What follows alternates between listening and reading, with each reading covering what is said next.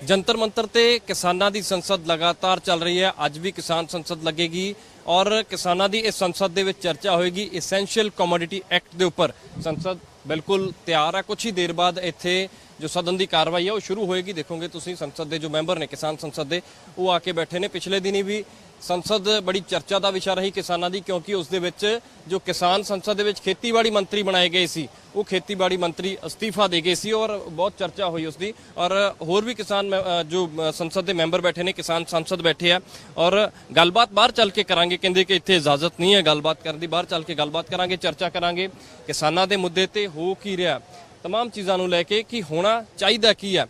कमलजीत साडे नाल ने। कमल जी, किस तरह देखा जाए किसान संसद लगातार चल रही है, कितना एक प्रभाव आ पार्लीमेंट के जो अंदर सांसद जिहड़े चुन के जनता ने भेजे वो भी आवाज़ लगातार बुलंद कर रहे हैं, असर कितना पैंदा होया नज़र आ रहा सरकार के उपर? देखो, असर तो इस गल ते निर्भर करता है कि ये सरकार जनता की आवाज़ नूं तवज्जो कितना देना चाहती है। अज किसान जिहड़ा धरने ला के एक प्रैशर ग्रुप के तरीके नाल एग्जिस्ट करदा करदा अज असीं पंजाब तो उठ के दिल्ली बैठिਆਂ ਨੂੰ 8 महीने हो गए, उदों बाद इत्थों तक पहुँच गए भी असीं एक पैरल संसद खड़ी कर दी है। जे हुण देश के हाकमां नूं इस गल की समझ नहीं आ रही तो उन्होंने बहुत स्पष्ट तरीके नाल इस गल नूं समझ लेना चाहिए है कि ये इंडिकेशन है, ये इंडिकेशन है साफ साफ कि लोग हुण पैरल आपदी गवर्नमेंट, पैरल आपदा सारा कुछ आप चुन सकते हो। जे तुसीं उत्थे लोकां नूं एक बार मूर्ख बना के वोटां लैके उस तो बाद उन्हां दी गल नहीं सुननी तो लोग आपदियां पार्लीमेंटां आप ला लैंदे हुंदे ने, लोग आपदी गल आप कहण दी योग्यता रखते हुंदे ने। इसे गल दा सुनेहा जिहड़ा हैगा बेसिकली ये किसान पार्लीमेंट दे रही है। हिंदुस्तान की जिहड़ी डेमोक्रेसी है उहदे च मोदी ने एक ही काम कीता सी, इहने ओपोजिशन खत्म करती सी। इहने बहुत वड्डा दावा कीता सी भी सब तो वड्डी सरकार देश दे विच, सब तो वड्डी मजबूत सरकार देण दे नां दे उत्ते ओपोजिशन खत्म करती सी। लेकिन ये पहली वारी हिंदुस्तान दे विच हो रहा है कि किसानी ने उठ के आपदा फर्ज पछाणदे होए उन्होंने कहा भी जे ओपोजिशन तुसीं उत्थे खत्म करती सी तो असली ओपोजिशन सड़क के उत्ते इत्थे मौजूद है। ठीक है, किहड़ियां चीज़ों को लैके किसान संसद च चर्चा हो रही है? अज साडे इत्थे मेनली असीं जिक्र उहदे ते गलबात करांगे जिहड़ा साडा एसेंशियल कमोडिटी एक्ट जिहड़ा सीगा, जिहदा प्रभाव ना सिर्फ किसानां दे उत्ते सगों समुचे हिंदुस्तान के लोगों के उत्ते पैना है। जिहड़ियां जरूरी वस्तां ने ਉਹਦੀ ਜਿਹੜੀ ਭੰਡਾਰਨ ਹੈ ਉਸ ਦੀ ਜਿਹੜੀ ਮਤਲਬ ਉਸ ਦੇ ਉੱਤੇ ਕਬਜ਼ਾ ਕਰਨ ਦੀ ਜਿਹੜੀ ਕਾਲਾ ਬਾਜ਼ਾਰੀ ਦੇ ਵਾਸਤੇ ਰਸਤੇ ਖੋਲੇ ਜਾ ਰਹੇ ਨੇ, ਸੋ ਉਹਦਾ ਖੁੱਲ੍ਹ ਜਿਹੜੀ ਦਿੱਤੀ ਜਾ ਰਹੀ ਹੈ। ਸੋ ਉਸ ਐਕਟ ਦੇ ਉੱਤੇ ਅੱਜ ਪੈਰਲਲ ਚਰਚਾ, ਕਿਉਂਕਿ ਇਹਨਾਂ ਨੇ ਪਾਰਲੀਮੈਂਟ 'ਚ ਚਰਚਾ ਕੀ ਬਿਨਾਂ ਕਰਾਏ ਉਹਨਾਂ ਨੂੰ ਪਾਸ ਕਰ ਦਿੱਤਾ ਸੀਗਾ। ਸੋ ਹੁਣ ਉਸ ਦੇ ਉੱਤੇ ਚਰਚਾ ਜਿਹੜੀ ਹੈ ਉਹ ਲੋਕ ਕਰਕੇ ਉਸ ਦੀ ਅਸਲੀਅਤ ਕਰ। ਬੀਬੀਆਂ ਵੀ ਸੰਸਦ ਦੇ ਵਿੱਚ ਆਈਆਂ, ਬੀਬੀਆਂ ਨੇ ਸੰਸਦ ਲਾਈ, ਇੱਕ ਦਿਨ ਬੀਬੀਆਂ ਨੇ ਸੰਸਦ ਚਲਾਈ ਔਰ ਉਸ ਤੋਂ ਪਹਿਲਾਂ ਬਹੁਤ ਚਰਚਾ ਦਾ ਵਿਸ਼ਾ ਬਣਿਆ ਕਿ ਤੁਹਾਡੇ ਖੇਤੀਬਾੜੀ ਮੰਤਰੀ ਜਿਹੜੇ ਤੁਸੀਂ ਬਣਾਏ ਸੀਗੇ ਕਿਸਾਨ ਸੰਸਦ ਦੇ ਵਿੱਚ ਉਹਨਾਂ ਨੇ ਅਸਤੀਫਾ ਦੇ ਦਿੱਤਾ ਸੀਗਾ।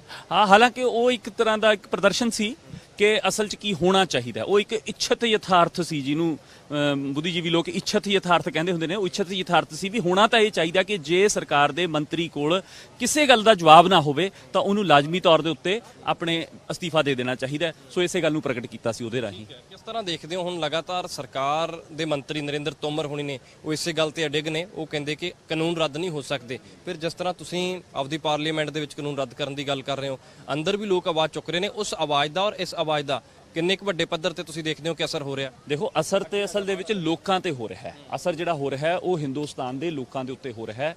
ਅਸਰ ਇਸ ਵੇਲੇ ਹਿੰਦੁਸਤਾਨ ਦੀਆਂ तमाम ਜਿਹੜੀਆਂ ਓਪੋਜੀਸ਼ਨਾਂ ਨੇ, ਤੁਹਾਨੂੰ ਪਤਾ ਓਪੋਜੀਸ਼ਨ ਪਾਰਟੀਆਂ ਚਾਹੇ ਉਹ ਮਜਬੂਰੀ ਨੂੰ ਚਾਹੇ ਅਣਸਰ ਦੀ ਲੋੜ ਜੋ ਵੀ ਹੈ ਉਹਨਾਂ ਨੂੰ ਬੋਲਣਾ ਪੈ ਰਿਹਾ ਹੈ। ਸੋ ਇਹ ਅਸਰ ਕਿਹਦਾ ਹੈ? ਇਹ ਅਸਰ ਕਿਸਾਨੀ ਦਾ।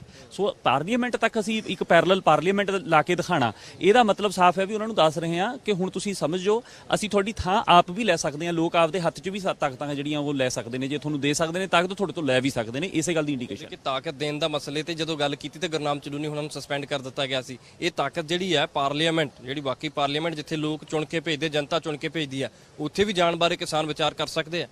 ਇਹ ਥੋੜੀ ਜਿਹੀ ਤੁਸੀਂ ਬਹਿਸ ਵਾਲਾ ਵਿਸ਼ਾ ਜਿਸ ਤਰ੍ਹਾਂ ਸ਼ੋ ਰਹੇ ਹੋ, ਲੇਕਿਨ ਸੱਚਾਈ ਕੀ ਹੈ ਜਦੋਂ ਅਸੀਂ ਗੱਲ ਕਰਦੇ ਹਾਂ ਤਾਕਤ ਦੇਣ ਦੀ ਜਾਂ ਤਾਕਤ ਲੈਣ ਦੀ, ਉਹਨਾਂ ਨੇ ਤਾਕਤ ਲਿੱਤੀ ਸੀ ਵੋਟਾਂ ਰਾਹੀਂ, ਲੇਕਿਨ ਹੁਣ ਲੋਕਾਂ ਨੂੰ ਸਮਝ ਆ ਗਿਆ ਵੀ ਉਹ ਜਿਹੜੀਆਂ ਵੋਟਾਂ ਖੂਹ ਖਾਤੇ ਪੈ ਗਈਆਂ। ਸੋ ਅੱਜ ਜਿਹੜੀ ਪਾਰਲੀਮੈਂਟ ਦੇ ਵਿੱਚ ਤਾਕਤ ਹੈ, ਜਿਸ ਪਾਰਲੀਮੈਂਟ ਦੀ ਕਿਸਾਨ ਪਾਰਲੀਮੈਂਟ ਦੀ ਅਸੀਂ ਗੱਲ ਕਰਦੇ ਹਾਂ, ਇਸ ਪਾਰਲੀਮੈਂਟ ਤੇ ਕੋਈ ਵਿਵਾਦ ਨਹੀਂ ਹੈ। ਇਸ ਪਾਰਲੀਮੈਂਟ ਦੇ ਵਿੱਚ ਅਸੀਂ ਸਾਰੇ ਹੁਮ-ਹੁਮਾ ਕੇ ਆਏ ਹਾਂ। ਇਸ ਪਾਰਲੀਮੈਂਟ ਨੂੰ ਅਸੀਂ ਪੂਰੇ ਦੇਸ਼ ਤੱਕ ਵਿਸਤਾਰਤ ਕਰਨਾ ਹੈ। ਸੋ ਇਹ ਅਸਲੀ ਪਾਰਲੀਮੈਂਟ ਦੇਸ਼ ਦੀ ਉਸਰ ਰਹੀ ਹੈ। ਉਹਨਾਂ ਦੀ ਬਣਾਈ ਹੋਈ ਪਾਰਲੀਮੈਂਟ ਦੇ ਵਿੱਚ ਜਾਣ ਜਾਂ ਨਾ ਜਾਣ ਦੇ ਸਵਾਲ ਦੇ ਉੱਤੇ ਇਸ ਵੇਲੇ ਬਹਿਸ ਨਹੀਂ ਅਸੀਂ ਕਰ ਰਹੇ। ਠੀਕ ਹੈ, ਮਾਨਸਾ ਸਾਹਿਬ ਵੀ ਸਾਡੇ ਨਾਲ ਨੇ, ਬੋਗ ਸਿੰਘ ਮਾਨਸਾ ਜੀ, ਗੱਲਬਾਤ ਕਰਦੇ ਹਾਂ। ਮਾਨਸਾ ਸਾਹਿਬ, ਕਿਸ ਤਰ੍ਹਾਂ ਦੇਖਿਆ ਜਾਵੇ, ਤੁਸੀਂ ਵਿਪ ਜਾਰੀ ਕੀਤਾ ਸੀ, ਉਸ ਵਿਪ ਦਾ ਕਿੰਨਾ ਕੁ ਅਸਰ ਹੁੰਦਾ ਹੋਇਆ ਨਜ਼ਰ ਆ ਰਿਹਾ? ਵਿਰੋਧੀ ਧਿਰਾਂ ਲਗਾਤਾਰ ਆਵਾਜ਼ ਚੁੱਕ ਰਹੀਆਂ ਨੇ, ਲੱਗਦਾ ਹੈ ਕਿ ਉਸੇ ਤੁਹਾਡੇ ਵਿਪ ਦਾ ਅਸਰ ਹੈ? ਉਹ ਬਿਲਕੁਲ ਬਹੁਤ ਵੱਡਾ ਅਸਰ ਹੋਇਆ ਜੀ ਵਿਪ ਦਾ। ਉਸੇ ਵਿਪ ਦੇ ਕਾਰਨ ਜਿਹੜੀਆਂ ਵਿਰੋਧੀ ਧਿਰਾਂ ਜਿਹੜੀਆਂ ਸਾਰੀਆਂ ਪਾਰਟੀਆਂ ਨੇ ਉਹ ਰੌਲਾ ਪਾ ਰਹੀਆਂ ਨੇ ਕਾਰਵਾਈ ਨਹੀਂ ਚੱਲ ਰਹੀ ਸੰਸਦ ਦੀ ਤੇ ਮੋਦੀ ਨੂੰ ਬੋਲਣ ਨਹੀਂ ਦਿੱਤਾ ਜਾ ਰਿਹਾ। ਇਹ ਮਤਲਬ ਉਸ ਦਾ ਅਸਰ ਹੈ, ਕਿਉਂਕਿ ਅਸੀਂ ਉਹਨਾਂ ਨੂੰ ਨਾਲ ਦੀ ਨਾਲ ਇਹ ਵੀ ਵਾਰਨਿੰਗ ਦਿੱਤੀ ਹੈ ਨਾ ਵੀ ਅਗਰ ਜੋ ਬੀਜੇਪੀ ਦਾ ਨਾਲ ਹਸ਼ਰ ਹੋਇਆ ਤੁਹਾਡਾ ਅਸਰ ਵੀ ਉਹੀ ਹੋਊਗਾ ਜੇ ਤੁਸੀਂ ਸਾਡੀ ਜਿਹੜੀ ਆਵਾਜ਼ ਹੈ ਬੁਲੰਦ ਨਹੀਂ ਕਰੋਗੇ। ਤਾਂ ਉਸ ਕਰਕੇ ਉਹ ਬੁਲੰਦ ਕਰ ਰਹੇ ਨੇ, ਕਿਉਂਕਿ ਉਹਨਾਂ ਨੇ ਮੁੜ ਫੇਰ ਲੋਕਾਂ ਦੇ ਵਿੱਚ ਜਾਣਾ। ਜਿਵੇਂ ਹੁਣ ਪੰਜਾਬ ਦੀਆਂ ਇਲੈਕਸ਼ਨਾਂ ਆ ਰਹੀਆਂ ਨੇ ਜਾਂ ਮਤਲਬ ਜਿਹੜੇ ਹੈਗੇ ਯੂਪੀ ਦੀਆਂ ਇਲੈਕਸ਼ਨਾਂ ਆ ਰਹੀਆਂ ਨੇ, ਉਹਨਾਂ ਨੇ ਮੁੜ ਫੇਰ ਵੋਟਰਾਂ ਦੇ ਕੋਲੇ ਜਾਣਾ। ਜੇ ਅਗਰ ਵੋਟਰਾਂ ਦੀ ਨਹੀਂ ਸੁਣਵਾਈ ਕਰਨਗੇ ਤਾਂ ਵੋਟਰ ਉਸ ਦਾ ਜਵਾਬ ਮੰਗਣਗੇ। ਬੀਜੇਪੀ ਵਾਲਿਆਂ ਨੂੰ ਬਹੁਤ ਰੰਜ ਆ ਤੁਹਾਡੇ ਨਾਲ। ਉਹ ਕਹਿੰਦੇ ਕਿ ਸਾਡਾ ਵੱਡੇ ਤੌਰ ਤੇ ਇਹਨਾਂ ਨੇ ਵਿਰੋਧ ਕਰਨ ਲਾ ਦਿੱਤਾ, ਸਾਡੇ ਕੱਪੜੇ ਪਾੜਨ ਲੱਗੇ ਲੋਕ ਪਿੰਡਾਂ ਦੇ ਵਿੱਚ। ਦੇਖੋ ਇਹ ਤਾਂ action and reaction equal and opposite direction. ਜਦੋਂ ਇਹਨਾਂ ਨੇ ਲੋਕਾਂ ਦੇ ਖਿਲਾਫ ਐਡੇ ਵੱਡੇ ਫੈਸਲੇ ਲੈ ਲਏ ਨੇ, ਲੋਕਾਂ ਨੂੰ ਭੁੱਖਾ ਮਾਰਨ ਦੀ ਗੱਲ ਕਰ ਰਹੇ ਨੇ, ਤਾਂ ਜਦੋਂ ਇਹਨਾਂ ਨੇ ਲੋਕਾਂ ਦੇ ਵਾਸਤੇ ਇਹਨਾਂ ਨੇ ਕਿਹਾ ਸੀ ਅਸੀਂ 15 ਲੱਖ ਰੁਪਇਆ ਪਾਵਾਂਗੇ, ਅਸੀਂ ਉਹਨਾਂ ਨੂੰ ਮਤਲਬ 6 ਦਿਨ ਲਿਆ ਕੇ ਦੇਵਾਂਗੇ, ਅਸੀਂ ਜੇ ਕਰਾਂਗੇ, ਅਸੀਂ ਉਹ ਕਰਾਂਗੇ, ਤਦ ਲੋਕਾਂ ਨੇ ਇਹਨਾਂ ਨੂੰ ਲਿਆ ਕੇ ਇੱਥੇ ਪਾ ਦਿੱਤਾ ਸੀ। ਜਦ ਲੋਕਾਂ ਦੀਆਂ ਆਸ਼ਾਵਾਂ ਦੇ ਮੁਤਾਬਕ, ਵਾਅਦਿਆਂ ਦੇ ਮੁਤਾਬਕ ਪੂਰੇ ਨਹੀਂ ਉਤਰੇ ਤਾਂ ਇਹ ਆਪਣਾ ਕੁਦਰਤੀ ਤੌਰ ਤੇ ਹੁੰਦਾ ਕਿ ਉਹਦਾ ਰਿਐਕਸ਼ਨ ਹੋਣਾ ਹੀ ਹੋਣਾ। ਲੋਕਾਂ ਨੇ ਉਹਦਾ ਵਿਰੋਧ ਕਰਨਾ ਹੀ ਕਰਨਾ, ਲੋਕਾਂ ਨੇ ਉਹਦਾ ਸਵਾਲ ਉੱਠਣੇ। ਅੱਜ ਮੋਦੀ ਮਤਲਬ ਜਿਹੜਾ ਹੈਗਾ ਲੋਕਪੱਖੀ ਕਾਨੂੰਨ, ਇਹਨਾਂ ਜਿਹੜੇ ਕਾਨੂੰਨ ਹੈ ਇਹਨਾਂ ਨੂੰ ਰੱਦ ਕਰਦੇ ਲੋਕਪੱਖੀ ਕਾਨੂੰਨ ਲੈ, ਜਿਵੇਂ ਅਸੀਂ MSP ਦੀ ਗੱਲ ਕਰ ਰਹੇ ਹਾਂ, ਸਾਰੀਆਂ ਵਸਤੂਆਂ ਦੀ ਖਰੀਦ ਦਾ ਕਰ ਰਹੇ ਹਾਂ, ਲੋਕਾਂ ਨੂੰ ਸਬਸਿਡੀਆਂ ਜਿਹੜੀਆਂ ਹੋ ਗਈਆਂ, ਬਿਜਲੀ ਐਕਟ ਰੱਦ ਕਰ ਦਿੰਦਾ, ਪਰਾਲੀ ਦੇ ਮਸਲੇ ਨੂੰ ਖਤਮ ਕਰ ਦਿੰਦਾ ਤੇ ਹੋਰ ਲੋਕ ਭਲਾਈ ਦੇ ਜਿਹੜੇ 15 ਲੱਖ ਲੋਕਾਂ ਦੇ ਖਾਤਿਆਂ ਦੇ ਵਿੱਚ ਪਾ ਦਿੰਦਾ, ਕਾਲਾ ਧਨ ਵਾਪਸ ਲੈ ਆਉਂਦਾ। ਤੇ ਜੇ ਇਹੀਆਂ ਜਿਹੜੇ ਵਾਅਦੇ ਇਹਨਾਂ ਨੇ ਕੀਤੇ ਅੱਜ ਕਰ ਦਿੰਦਾ ਤਾਂ ਇਹ ਸ਼ਾਖ ਮੁੜ ਖੜੀ ਵੀ ਹੋ ਸਕਦੀ। ਕਿ ਵਿਰੋਧੀ ਤਰ੍ਹਾਂ ਜਿੱਦਾਂ ਹੁਣ ਮੁੱਦੇ ਚੁੱਕ ਰਹੀਆਂ, ਹੁਣ ਤਖਤੀਆਂ ਹੱਥਾਂ ਦੇ ਵਿੱਚ ਫੜ ਕੇ ਵਿਰੋਧ ਕਰ ਰਹੀਆਂ ਨੇ ਕਿ ਕਾਲੇ ਕਾਨੂੰਨ ਰੱਦ ਕਰੋ, ਇਹ ਗੱਲ ਕਹਿ ਰਹੇ ਨੇ ਉਹ ਲੋਕ। ਔਰ ਜੇ ਇਸੇ ਤਰ੍ਹਾਂ ਵਿਰੋਧ ਉਦੋਂ ਕੀਤਾ ਹੁੰਦਾ ਜਦੋਂ ਖੇਤੀਬਾੜੀ ਕਾਨੂੰਨ ਲੈ ਕੇ ਆ ਰਹੀ ਸੀ ਸਰਕਾਰ, ਤਾਂ ਉਸ ਸਮੇਂ ਤੇ ਵਿਰੋਧ ਕੀਤਾ ਹੁੰਦਾ ਤਾਂ ਤੁਹਾਨੂੰ ਆ ਦਿਨ ਨਾ ਦੇਖਣੇ ਪੈਂਦੇ, ਦੇਸ਼ ਦਾ ਕਿਸਾਨ ਸੜਕਾਂ ਤੇ ਨਾ ਆਉਂਦਾ ਜਿਹੜਾ ਅੰਨਦਾਤਾ। ਦੇਖੋ ਜਿਹੜੀਆਂ ਇਹ ਪੋਲੀਟੀਕਲ ਪਾਰਟੀਆਂ ਨੇ ਇਹ ਸਾਰੀਆਂ ਸਰਮਾਏਦਾਰ ਕੰਪਨੀਆਂ ਦੇ ਹੱਥ 'ਚ ਨੇ। ਅੱਜ ਅਡਾਨੀਆਂ ਦੇ ਹੱਥ 'ਚ ਮੋਦੀ ਖੇਡ ਰਿਹਾ ਹੈ, ਕੱਲ ਨੂੰ ਡਾਲਮੀਆਂ ਬਿਰਲਿਆਂ ਦੇ ਹੱਥ 'ਚ ਜਿਹੜਾ ਹੈਗਾ ਕਾਂਗਰਸ ਖੇਡੇਗੀ, ਪਰਸੋਂ ਨੂੰ ਕਿਸੇ ਦੂਜੀਆਂ ਪਾਰਟੀਆਂ ਜਿਹੜੀਆਂ ਹੈਗੀਆਂ ਉਹ ਲੋਕਾਂ ਤੋਂ ਬਹੁਤ ਵੱਡੀ ਪੱਧਰ ਤੇ ਫੰਡ ਲੈਂਦੀਆਂ। ਇਹ ਸਾਰੀਆਂ ਕਾਰਪੋਰੇਟ ਸੈਕਟਰ ਦੇ ਥੱਲੇ ਲੱਗੀਆਂ ਹੋਈਆਂ ਨੇ। ਜਦੋਂ ਆਪਾਂ ਜੇ ਕਹਿ ਦਈਏ ਜਿਹੜੇ ਇਹ WTO ਦੀ ਪਾਲਿਸੀ ਆਈ ਹੈ 1992 ਦੇ ਵਿੱਚ, ਉਦੋਂ ਕਾਂਗਰਸ ਦਾ ਸਰਕਾਰ ਸੀ, ਪ੍ਰੈਜ਼ੀਡੈਂਟ ਕਾਂਗਰਸ ਦਾ ਸੀਗਾ, ਉਹਨਾਂ ਨੇ ਇਹਦੇ ਤੇ ਸਾਈਨ ਕੀਤੇ ਨੇ। ਜਿਹੜੇ ਸਾਡੇ ਡਾਕਟਰ ਮਨਮੋਹਨ ਸਿੰਘ ਜੀ ਉਦੋਂ ਫਾਈਨਾਂਸ ਮਿਨਿਸਟਰ ਸੀ, ਉਦੋਂ ਇਹਨਾਂ ਨੇ ਉਹਨਾਂ ਨੂੰ ਐਡਵਾਈਸ ਕੀਤਾ ਕਿ ਇਹਨਾਂ ਦੇ ਸਾਰੇ ਕਾਰਪੋਰੇਟ ਦੇ ਹੱਕ 'ਚ ਨੇ। ਪਰ ਹੁਣ ਜਦੋਂ ਇਹਨਾਂ ਨੂੰ ਪਤਾ ਲੱਗ ਗਿਆ ਕਿ ਜਿਹੜੇ ਲੋਕ ਰਾਹੁਲ ਗਾਂਧੀ ਆ ਕੇ ਟਰੈਕਟਰ ਦੇ ਉੱਪਰ ਪ੍ਰੋਟੈਸਟ ਕਰਦੇ ਨਜ਼ਰ ਆ ਰਹੇ ਆ, ਉਹ ਕਹਿੰਦੇ ਕਿ ਅਸੀਂ ਤਾਂ ਕਿਸਾਨਾਂ ਦੇ ਨਾਲ ਆ। ਦੇਖੋ ਗੱਲਾਂ ਬਾਤੀ ਕਿਸਾਨਾਂ ਦੇ ਨਾਲ ਨੇ, ਅਮਲਾਂ ਦੇ ਨਾਲ ਪਤਾ ਲੱਗਣਾ ਨਾ। ਜਦੋਂ ਅਮਲ ਚ ਆਉਣਗੇ ਉਦੋਂ ਦੱਸਾਂਗੇ ਵੀ ਕੀ ਕਰ ਰਹੇ ਨੇ, ਕੀ ਪਾਲਿਸੀ ਲੈ ਕੇ ਆ ਰਹੇ ਨੇ, ਇਹਨਾਂ ਦੀ ਕੀ ਕਰ ਰਹੇ ਨੇ। ਦੱਸੋ ਕਿਸਾਨਾਂ ਦੇ ਹੱਕ 'ਚ ਸਿਰਫ ਬੋਲ ਹੀ ਇੰਨੀ ਗੱਲ ਕਹਿ ਰਹੇ ਟਰੈਕਟਰ ਤੇ ਚੜ੍ਹਨ ਨਾਲ ਕਿਸਾਨ ਨਹੀਂ ਬਣ ਜਾਂਦੇ, ਕਿਸਾਨਾਂ ਦੇ ਹੱਕ 'ਚ ਨਹੀਂ ਬਣ ਜਾਂਦੇ। ਉਹ ਤਾਂ ਜਦੋਂ ਪਾਰਲੀਮੈਂਟ 'ਚ ਜਿਹੜੇ ਨੀਤੀਜ਼ ਪਾਲਿਸੀਜ਼ ਲੈ ਕੇ ਆਉਣਗੇ ਤਦ ਪਤਾ ਲੱਗੇਗਾ ਕਿ ਕਿਸਾਨ ਪਾਲਿਸੀਜ਼ ਲੈ ਕੇ ਆਉਂਦੇ ਕਿ ਕਾਰਪੋਰੇਟ ਪਾਲਿਸੀਜ਼ ਲੈ ਕੇ ਆਉਂਦੇ ਨੇ ਕਿ ਇੰਡਸਟਰੀਜ਼ ਪਾਲਿਸੀ ਲੈ ਕੇ ਆਉਂਦੇ ਨੇ। ਇਹਨਾਂ ਦੀ ਕੀ ਪਾਲਿਸੀਜ਼ ਨੇ, ਉਹ ਪਾਲਿਸੀਜ਼ ਨੇ ਦੱਸਣਾ ਕਿ ਕਿਸਾਨ ਨੇ ਕਿ ਕੀ ਨੇ।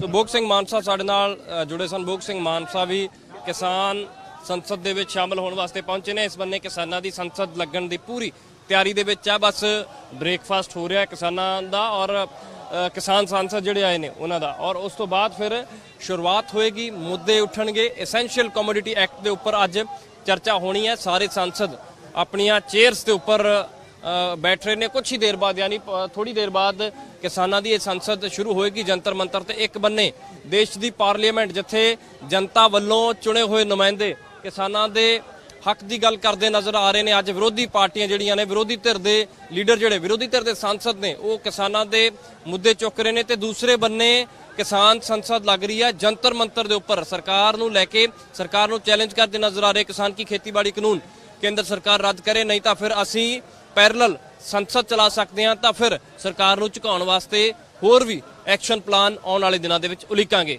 ਕੈਮਰਾਮੈਨ ਸ਼ਮਸ਼ੀਰ ਦੇ ਨਾਲ ਵਿਕਰਮ ਸਿੰਘ, ਪ੍ਰੋ ਪੰਜਾਬ TV, ਦਿੱਲੀ।